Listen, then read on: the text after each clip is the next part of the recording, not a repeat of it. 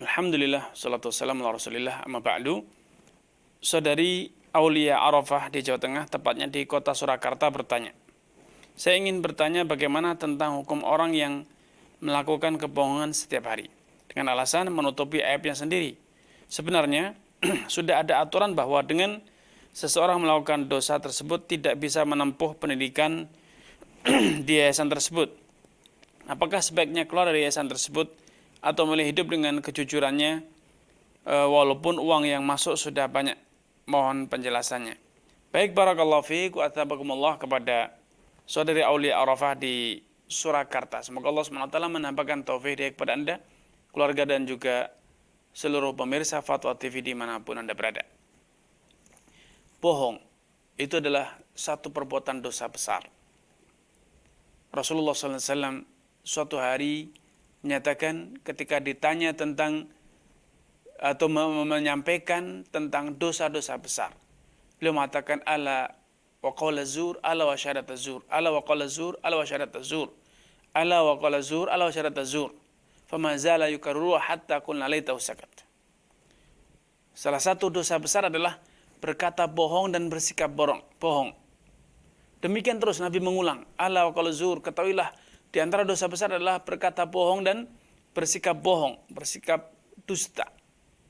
Diulang sampai para sahabat kemudian mengatakan atau sangat berharap semoga saja Nabi SAW segera diam, segera berhenti dari mengulang-ulang ucapan tersebut.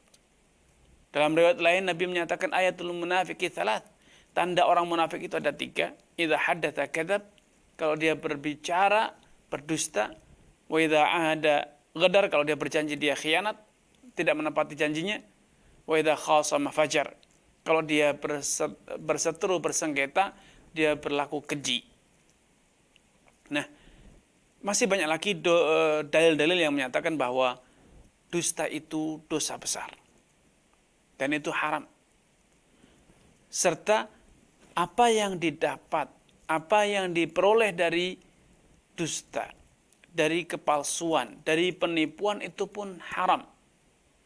Ya. Kalau Anda mendapatkan jabatan dengan penipuan, manipulasi, memalsukan data, maka penghasilan yang Anda dapat dari dengan cara menipu, memalsukan data itu juga haram.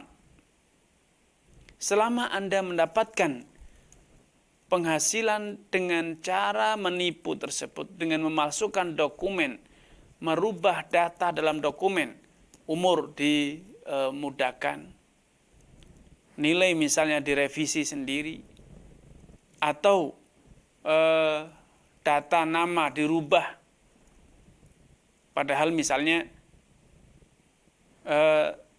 yang lolos ujian itu adalah Abdullah, ternyata karena permainan internal dengan para pejabat yang ada, akhirnya nama Anda diganti menjadi Abdullah.